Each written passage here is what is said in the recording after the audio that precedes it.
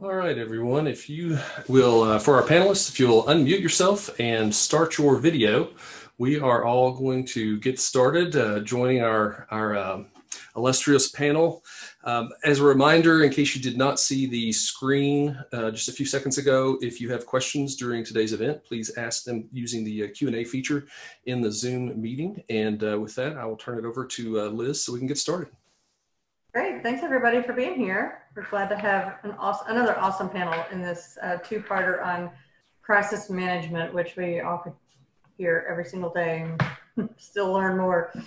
I just want to direct you all. We have, as the chamber, we have a lot of great, this has been a great virtual event, and we have a lot of virtual events coming up on our online calendar. So please check those out. Some public policy events, just some, networking events, stuff like that. So if you want to check that out, I'll post the link on the chats in a little bit. And if there's anything else I think you need to know along the way, I'll do the same. So with that, I'm going to turn it over to Crinda, and she will introduce Tao and Sheila and Rob and Rachel and go from there. So thanks a lot. All right, thank you, Liz. Well, welcome everyone. We're happy to have you here. It's the end of Hump Day, so thanks for joining us, because I'm sure you have many things to do and many ways in which you could spend your time. So we're glad that you're here with us today. So I'm Crinda Francke, CEO of ExecuTrain here in Lexington. So I'll be the moderator and just asking our folks some questions and have them share real life experiences with you. The few of these that I've set in on just has been so tremendously helpful to hear from our peers and people in the community, and I think that's often how we best learn. So we'll get started and we'll make introductions or let everybody introduce themselves. Sheila, I'll start with you. If you'd like to introduce yourself for us, please. Sure. My name is Sheila Bays, and I own Sheila Bays Fine Jewelers here in Lexington, and have had my store for 27 years, but have recently launched a new business called Gem and Jewel, which actually provides e-commerce as a service to independent jewelry retailers like myself all over the U.S. Well, wonderful. Thank you. And we'll go to Rob, please. Hello, I'm Rob Perez, and along with my wife, Diane, we own and operate DV8 Kitchen and Saul Good Restaurant and Pub. DV8 Kitchen. Sheila actually turned me on to the chicken salad at DV8 Kitchen, and now my entire family's obsessed with it, and it has caused me to spend a lot of time on the treadmill. So thank you to both of you for that. Another reason to love Sheila. Thank you, Sheila. Another reason I spend time on the treadmill is thanks to another one of our panelists, Tao. I'm pronouncing that correctly. Is that? You are. Thank you. Wonderful. Okay, so Tao Green, please. Yes, my name is Tao Green. I am the co-owner and founder of Crank and Boom Craft Ice Cream, along with my husband, Mike Green, whose birthday is today. Happy birthday. You would never tell anybody, but his birthday today. Did you make a special ice cream for him? No, he doesn't like attention or special things. We did have lunch at Wallace Station today, which was our special treat today. Nice. So Nice. It was nice. He sounds like my husband, which is glad. It's good that he doesn't like a lot of attention because I do. So it's a nice balance. I don't know how you have two of the same person in the same relationship, right? I don't know. It worked out well. And we were also expecting Rachel. She's in the audience, Bill. So Rachel in here. if you guys bear with me a second. Yeah, I was going to say I can add her in. That's no problem. Can you add her in? Yes. Hi, Rachel. We're just going to leave you out there in the audience. She has now been promoted to a panelist. So well, it's probably because your moderator sent her the wrong link. I'm pretty sure that would be what's going on there. Yes. Hey, listen. Hi, Rachel. Hey. I just took responsibility for you being in the audience and not into the party yet. So well, there you go. That's okay. Last but not least, Rachel, if you'd like to introduce yourself for us. I'm Rachel Childress. I'm the CEO of Lexington Habitat for Humanity. I've been with the organization about 14 years as an employee and a couple of years as a volunteer before then. Okay, well, wonderful. All right, so without further ado, we'll go ahead and get started. So I'm just going to go through some questions and kind of jump around from one to another. And at the end, if we have a little time, if we may be able to take questions, or you can just add something that maybe I didn't ask, but you think it's important for the community to hear, or you just want to share because it's on your heart, right? I've said many times, and I certainly didn't invent this phrase, but while we all are in the same storm, we're not in the same boat, right? Our journeys are all different. So I really look forward to hearing what you guys have to share with us today. So Tao, I'm going to start with you. Many people, maybe all of us, were subject to some kind of closure to the public during a time during quarantine, during this period. So how did you utilize that time, or did you, to modify your business model? So, Rob and I are in the same boat in that we're in the business of gathering people together, and the more people we squish in, the better. So when the, COVID hit and they said, actually crowding people is a bad thing. So we had to completely turn our model upside down. So we, I believe the governor closed restaurants to in-person service on the 16th. That was a Monday. And then by the 17th, we had already started curbside service. So we had already, so I stayed up all night and built out a website to provide online ordering for curbside. And we were closed for in-person service. We launched local delivery. And then we also had, we have nationwide shipping, which we had already, but just started promoting that as an option too. So we had to find new ways to get people their ice cream, even though, we couldn't have them come inside. So it was quite the turnaround and quite the loop-de-loop, and not a lot of time to do it. But, we're just trying to figure it out, and still trying to figure it out day by day as things are changing.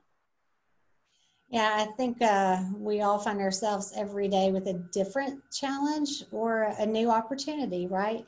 So how did you keep lines of communication open? Did you change things in the way you were communicating, or maybe you always did the same type of messaging out to your customer base?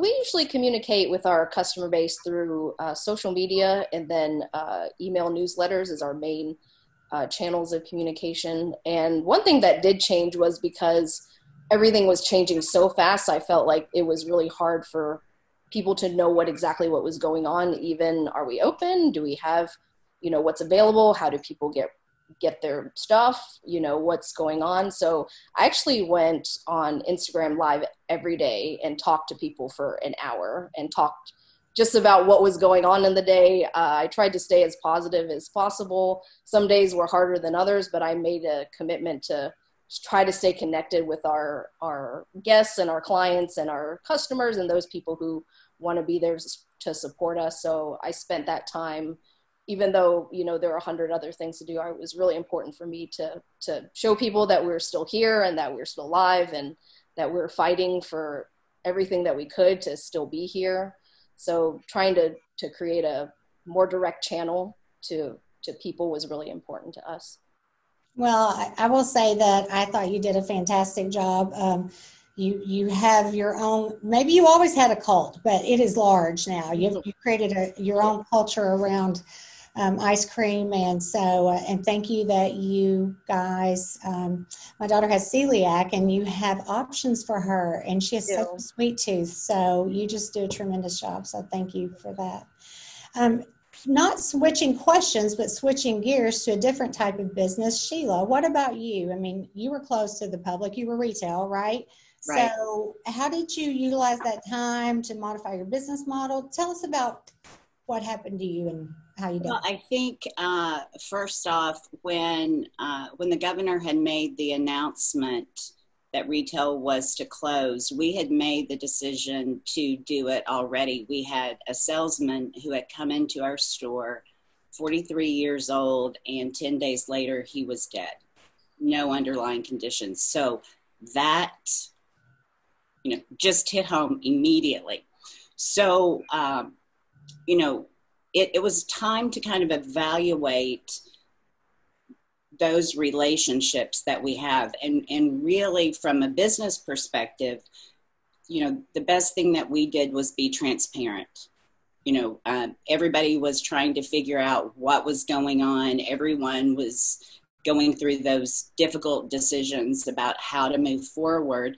And, you know, it seemed like it became this political issue, and we kept going back to the fact that it's something that we're trying to do our part to help save our neighbors.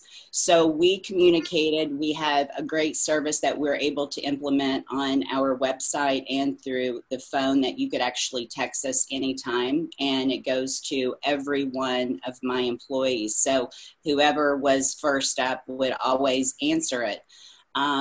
And we made sure that we did that constantly because, you know, during shutdown, there was Mother's Day, there's anniversaries, there's all of these events that took place. So we were able to meet at one-on-one. We would do that if somebody was coming in. The website was a tremendous addition at that time because prior to that, we had just launched in the fall our service to be able to have fully sell online.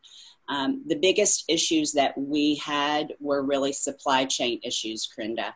So much of the inefficiencies, I think, of everyone's supply chain really came to light during this time period. So there would be things that customers would order that wouldn't be available, and we had to figure out ways to substitute and make that. But luckily, I mean, my staff at Shelia Bays Fine Jewelers, I think the most recent one I hired was 12 years ago. So they know how to take care of their customers, and we just reached out and was very transparent in what we were going through, but also in what we knew that our customers were going through. Because, I mean, this is something none of us had ever experienced before. And I think that transparency, you know, definitely breeds trust in any relationship. So we just tried to be there for them and answer questions and, you know, and be honest. You know, I think the biggest question, when are you going to be back up? You know, what are your times? And, you know, we're just figuring this out. Like you say, we're going through it together, but we're all in different boats. Yeah. Yeah. Well, I thought you guys did and always do a tremendous job. You know, the underlying message from both of you was about customer service and being intentional and being, you know, in front of your customer base and just staying in communication and constant communication. And it makes a difference because maybe I'm not going to buy a piece of jewelry from you right now, but when I do, I'm going to remember that person that was constantly reaching out and there for me. And well, Tal, we've already discussed, it's no secret. I bought from you while I was doing that. So thank you. I can barely fit in my clothes, but so Rachel, you're definitely in somewhat of a different boat, right?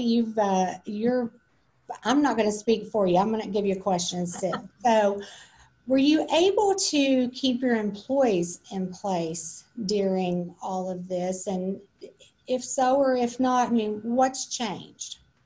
We were not able to keep everyone. We went from 62 down to 15, which was a really hard decision. But with our restores closed and unable to do a lot of our ministry, our service in the community, we could not keep folks on. We're back up to 34. But what we did was keep some key folks who had range, if you've read that book. But folks, all of our employees are committed to our ministry and love our community. But we rearranged and realigned a lot of duties. So we kept the minimum things done, but relied on people's flexibility and willingness to do different kinds of things. And at this point, we've really kind of settled in. We thought those might be temporary, but it's very clear that we're in this for a long haul. So folks are doing different kinds of jobs than they did before. Yeah, it is definitely a marathon or maybe a triathlon. I don't know. Just when you got the running portion down at the race, you hit a river, right? And you're like, oh, crud, now I got to get my swimming skills back up to where they need to be. Is there a positive takeaway from what you had to go through with, I guess not downsizing, but furloughing some people? And is there a positive takeaway you could share with other employers? Because that was a very difficult thing to do. I mean, most of us, if not all of us, had to do that. So what's the silver lining or something we could share? Well, things like this take you down to your core.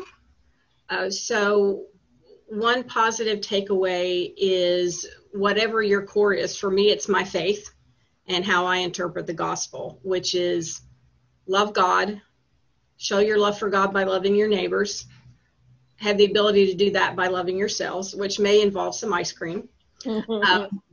So showing yourself some grace that you might have done only for others.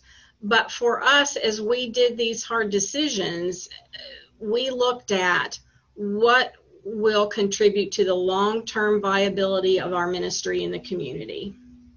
And so our ministry had to be primary, and our ministry is based on those principles I just named of loving God and loving our neighbors. So hard decisions sometimes have to be made for the greater good. And I could sermonize for a long time on that, but I won't.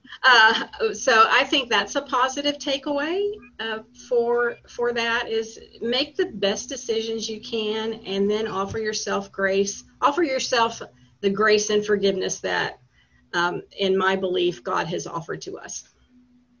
Yeah, I think many of us have found we really saw what was important. We really saw what was taking up a lot of time that maybe wasn't so important. It was just a lot of noise. And I like that takeaway, because getting down to the core and sometimes just seeing what you're made of, you come out on the other side. That which does not kill us makes us stronger. I have repeated that to myself so many times during the past, and I'm very strong now, I must say. Well, Rob, what about you? Let's switch to you. And were you able to keep employees in place? Because you've got two different businesses going there, and really employ a lot of people. How'd that look for you? Well, it's interesting because it's almost store by store. So for example, at Saul Good, we're in a neighborhood, for lack of better terms, at the Fayette Mall. There's rooftops all around. So we had the ability to stay open there and keep many of our employees at the Fayette Mall Saul Good open. But at downtown at Saul Good, it's difficult. Most people are telecommuting. There are no hotel guests or conventions or games or concerts or plays. So in effect, our customers aren't there. Whoa, lost you. So in effect, our customers aren't there. So we're trying to figure out exactly what to do. And currently, we still aren't open downtown. And then at DV8, it's completely different because most of our folks live in residential living facilities. And so until we could get our protocol and our safety measures and understand specifically how to keep people safe, including not allowing our employees to get infected and then go back to a community living environment and then spread it through, something that they need to stay sober and to potentially live the rest of their life. That was a big weight on my shoulders for sure. So it was all different because of different situations. And I can tell you that 90% of the people at the Fayette Mall have been given their offer to have given their job back, 100% at DV8, and about 12-15% at Saul Good through different avenues downtown. So we still don't know what's going to happen with the downtown Saul Good, but that kind of gives you a perspective on all the decisions, that we had to make based on really where the customer base was from. So positive takeaway from what you've had to endure and go through over the past months. This not silver lining, that sounds bad, but just. Yeah, I think two things. My daughter, who's just took her back to school this last week. We became a family. I mean, we played silly, card games at night. We watched, watched a really bad crime show every night. And it was really wonderful. I mean, it was wonderful. Then the second thing was, it's really fun to see the courage that people have. And for example, we had committed to doing a second DV8 before COVID, and really thought that we were going to try to get out of it. You know, when this happened, does it make any sense to invest $900,000 in a brand new restaurant when we have community tables and we don't even know if we can use them? And we thought about going back to our landlords and developers and just say we can't do this. But we had so much encouragement and so much enthusiasm from our staff at both Saul Good and DV8 that we should just double down and, you know, pray about it, throw caution to the wind, whatever your analogy is, we did it. And we came to the conclusion that, you know, we're going to get through this. This is something that we all are going to be able to get better and stronger from if we do it and we figure it all out. And so I love that the team decided, let's do it. Let's make that commitment. And the courage that they showed, the courage that frankly, even my kids showed, was just saying, hey, I know that this could potentially jeopardize our future, but let's do it anyway. And I thought it was pretty cool. And we're very excited about it around the Midland area. Thank you. Well, what you guys do is so important to so many, and I pray that things go very well for you in your second location, and I really don't have a doubt that they will. So thank you for sharing that, and really thank all of you guys for opening up, because this is, you know, somewhat personal and it's been painful, right? But we are all in this together, to quote the governor, but just maybe slightly different journeys. Rachel, I'm going to go back to you, because specifically you are fundraising and you're trying to help people have homes and lives and all kinds of things. Has that been impacted? Yes. Our home buyer program is close to half of what it would have been for a number of reasons. Part of that is financial resources. Part of it is not being able to use volunteers.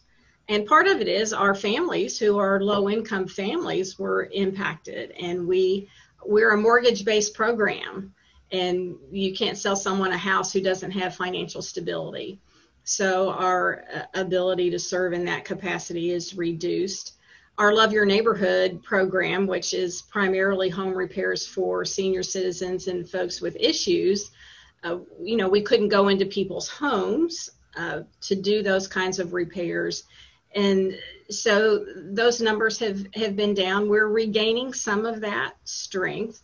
But one of our learnings is, which we've always known and everybody knows, but to articulate, when you have a phrase like healthy at home, if you don't have a healthy home, you can't be healthy at home. So our work is as important or more important than it has ever been, but it's going to be more difficult to raise funds. Yeah. Well, I asked the question, and unfortunately, I kind of already knew the answer. I would be astonished if your fundraising and your efforts hadn't been thwarted and stalled somewhat during this, because everyone's just scared and nervous, and Right. and it's not always easy to find a solution or a workaround some of the restrictions and some of the guidelines in which we have to operate, right? So continued prayers to you guys as well for what you do, and I know that you are creative and you have strong faith, and you're going to continue just to grow, and you're going to bounce back stronger than ever. Rob, I'm going to hop back to you for a second. Have you had prior experience with crisis management? You know, any kind of skills or experience that you could lean on? And again, I don't know anyone saw this coming, right? So no one probably anticipated this, but have you been through something else that you wouldn't mind sharing with us? Well, this sounds really nuts, but I was in charge of the crisis management, the creation of a product at a previous corporation that I worked at. And it was a big, giant project that we had to go into. And it happened, pretty early in the Gulf War era. And it was focused more on security. And that was what happened. Now, there's nothing that could have prepared us for this. There's no booklet or anything. But what did help me with that experience is kind of understanding the framework of what we had to do. We had to be able to define specifically what our goals were, what specifically we needed to do, what was our communication manner for all of our constituents, and then how could we analyze if something was working or not.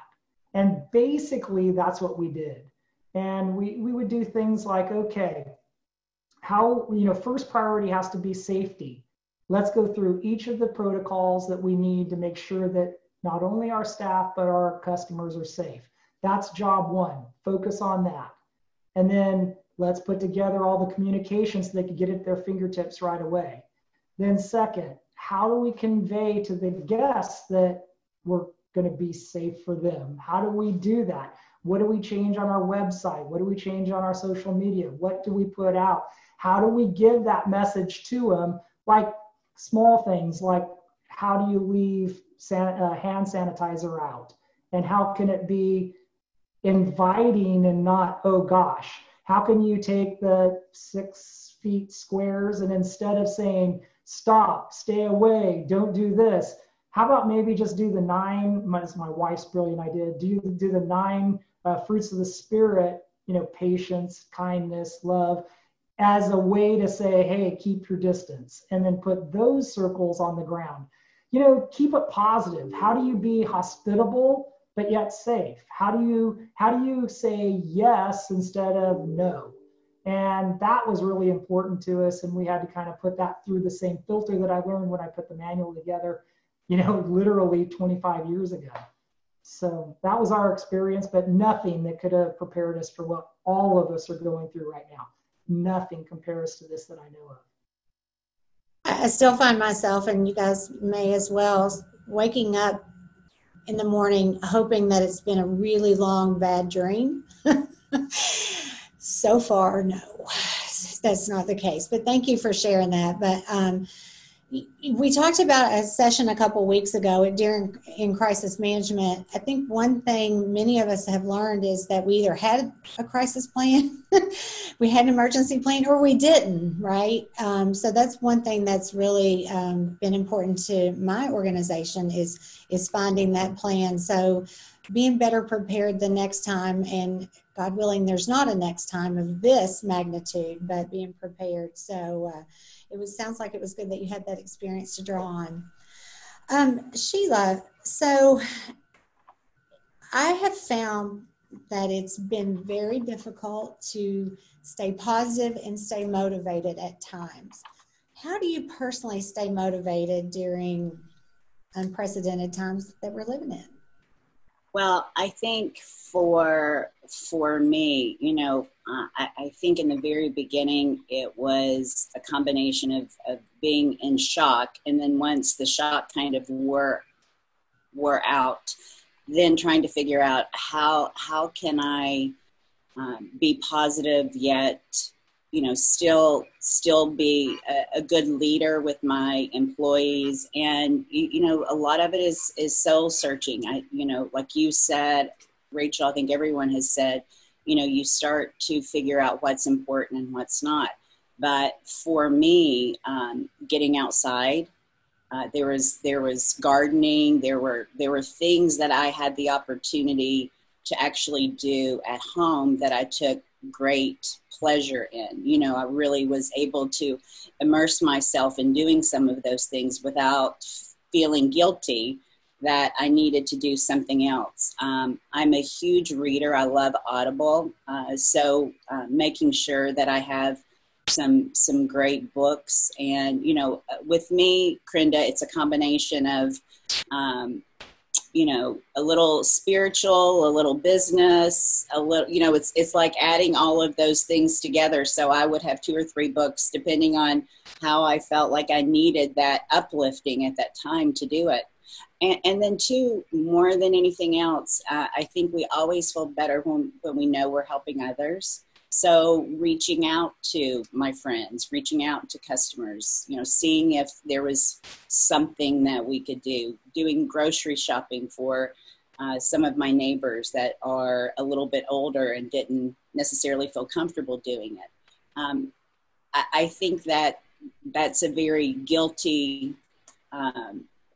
pleasure I have, because obviously I think anytime we do something for someone else, we usually get double that in return. So just evaluating, and then just some days being sad. Just, it's okay to feel the pain and to feel the sadness and to grieve, and allow yourself to do that. So from a business perspective, I mean, you and I have both been in business about the same amount of years. We won't talk. We started when we were 5. That's exactly business for exactly. so long. But for other small business owners, what advice might you give to them? They're at a crossroads, perhaps, about the future of their business. What advice would you have for them? First, I have to say that what happens professionally should not define who you are.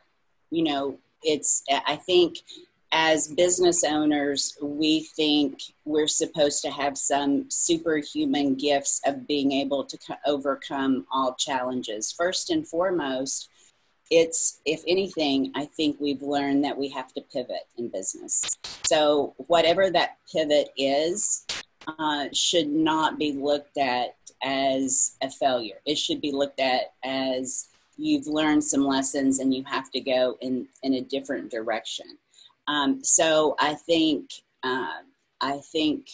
both you and Rachel said this several times, but giving yourself grace to realize that you've done the best that you can, and how you move forward, it doesn't define you as a person. And I think as business people, we get so wrapped up in our businesses that it becomes a personal challenge for us. So whatever your decision is, know that it's not reflective of who you are. That would be my first. Second, ask for help. When we have our business loans and we have no income coming in, reaching out to the banks and asking for deferment on those loans, which absolutely happen. We're so quick to talk about the success, but it's struggle with owning your own business, and it's okay to put that out there. I think people feel more connected to you when you can be who you are. But also just address what's in front of you for that day. Right now, it's so hard to plan for 30 days out or 90 days out. And sometimes we can only address what is in front of us for that day and try to handle it. And I think those little steps, you start creating that resilience, and you find yourself at a place that you thought, okay, I can handle this. This maybe wasn't, I've lived through it and I'm still alive. So that gives you the opportunity to fight another day. Well, thank you. There's an ancient proverb, fall down 7 times, get up 8, or something along those lines, right? The point is to get back up, and it is scary, and not to let it define you personally, which when you're a small business owner, your business, it's a part of you. It's all encompassing, right? It involves your family. Everybody's involved. Right. Tal, what about you? Would you mind sharing with us, how do you personally stay motivated and continue to persevere? I would say just trying to stay positive. I'm generally a fairly positive person. I hope that Rachel and Rob can speak for that, but they might think differently. But I try my best to be really positive when I can, even when things get crazy and things get, weird, and you just don't know what's going on. And it does, in the storm, it feels like, okay, well, you got through one wave, and well, this other bigger wave is going to hit you now. And so now how do you figure that out? And, I want to kind of tag on to what Shelia said in just finding ways that you can find inner peace. I know in the very beginning when they started shutting restaurants down, I reached out to Weta Michael, who's a good friend of mine, and she had come to the conclusion that if this was the way that we're going to go out, then this was the way that we're going to go out, but we're going to go down swinging. And we also decided that if both of us were out of jobs, that we would go be greeters at Walmart. So I had a backup plan. If everything all went to hell, that was going to be my plan. So I think once I made peace with the fact that, maybe things are not going to turn out well. And this was in the very beginning before any, way back in March when this all happened. And I think once I made peace with myself, I was able to take that part of my worry and put it on the shelf. And then I was able to focus on just doing the job. And when you're in crisis mode, you just do the job and you don't worry about your feelings and anything else and worrying about other stuff. And so in that sense, it was good because then you just had one mission is for the business to survive and to keep your family and your employees and everyone safe and the community safe. But right now I try to find ways to, it's something called a replenishment cycle. So things that help you recharge. Shelia mentioned gardening and reading. I'm not a big reader, but I love puzzles. So I do crossword puzzles, and I spend as much time as I can with my little kids. So having a 1 and a 2-year-old helps during this whole thing because they don't know what's going on. So, Mike and I could be talking about something, I don't know, in our eyes, something fairly important. And then you get a mommy, I have 2 fingers. That's great, buddy. So you get a lot of doses of reality in what really is important. And that has helped me a lot. Just having the little kids and tending to their needs and being with them has helped me get through this probably better than anything else. Well, thank you so much. I've always been a kind of a what if. I'm a little bit henny penny at times, and Shelia knows that. She's probably laughing. Yeah. But I saw something the other day that said, what if we changed our thinking from what if and said even if?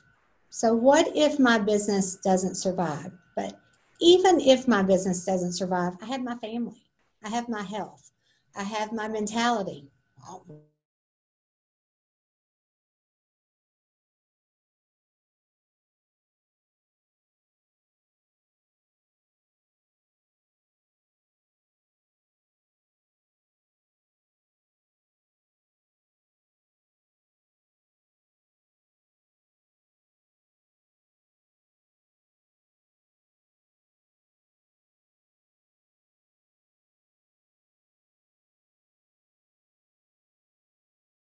Want to share with other community businesses out there, your fellow retail, your fellow restaurant, well, you know what I'm saying. I recently found a new favorite quote too. I found it on TikTok, and yes, I love TikTok. Talk about doing something for yourself. Okay, Rachel, I did not expect that. Just going to say that right now. I did not expect you were on TikTok. I know. I'm not on it. I just look at it. The quote actually is from Glennon Doyle Melton, but the quote is, if you can't beat the fear, do it scared. And I thought, I've lived a lot of my life. One of your questions was about crises we've experienced. And many times in my life, in times of crisis, that accompanied with the faith is you just go ahead and do it.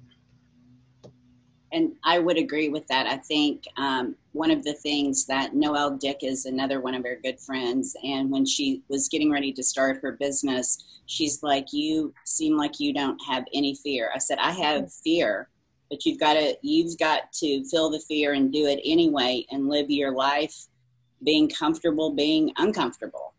You have to do it, Rachel. I would agree completely.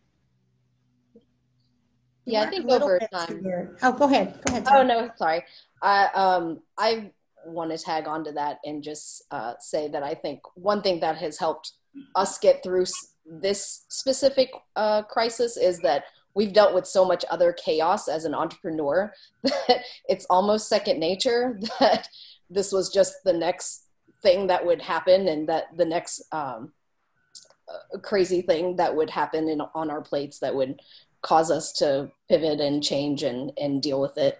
But yeah, we laugh about how, remember the time when we thought the construction on Manchester Street was going to be our biggest problem this year? And now this happened. But, you know, you just do the best you can and know that you're not alone and that all of us are just still trying to figure it out. And there is no right answer, it seems. I think we're all just doing what we feel is best. And I think at some point you just have to feel comfortable with that. And like, you know, Rachel said, just plow forward anyways. I often think to myself, I wonder what the history books will write about this time. I wonder what they'll say. I think it'll be we persevered, but it will just be interesting to see how history depicts this time, because we read about errors that we didn't live through, and you think, gosh, wonder how they did it. And I told my kids who are 20 and 23, I said, well, you got a story for your kids. Not many people are going to be able to top. I couldn't even tell you that one. I mean, I walked through snow uphill to school, but I didn't do this by any stretch. Rob, anything you want to add as a closing comment or remark? Yeah, you know, I was feeling pretty sorry for myself right at the very beginning. I mean, I felt like all I did was work on loans for PPP, and it was bringing me completely down. My wife forced me to go and do something nice for others. And I'm like, well, what do I do? She goes, well, how about just try to send a note to all the independent, you know, restaurant people and tell them thank you and just give them a gift card, just something. So I was so mad that I had to do that to make her happy. I was so angry doing it, right? And I sent it out, and something totally changed in me. It made me feel like I had purpose. It made me feel like I had friends. It made me feel good.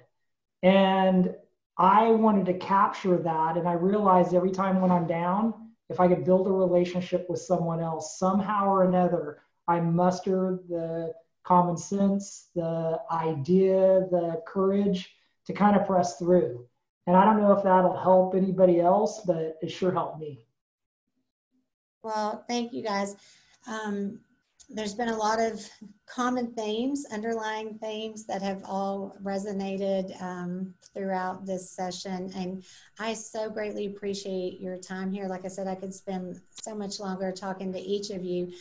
Liz, Debbie, I don't know if either of you want to hop on and say anything in closing. You're certainly welcome to, or I can close this out. I just wanted to say, Crinda, thank you, and obviously a big thank you to all the panelists. To the attendees that are on here today, thank you so much for taking your time. And don't forget, Bill may have a couple wrap-up comments, but don't forget when you get that survey afterward, please fill that out and give us some feedback. We like to share that with the panelists, and then it also helps us frame up future seminars. So stay tuned for some news from us. Bill and I are going to be connecting with Liz next week, and we'll have information about the next 4 o'clock focuses upcoming. So thanks very much. And Bill, I'll turn it over to you for any closing remarks.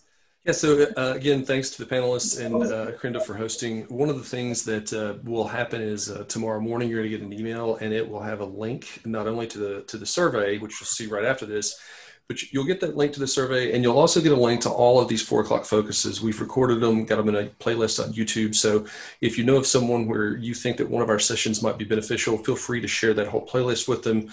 Leave comments there if you'd like. And with that being said, we can close up today. Thank you all very much for participating, and have a great night. Thanks, guys. Bye. Bye-bye. Thank you.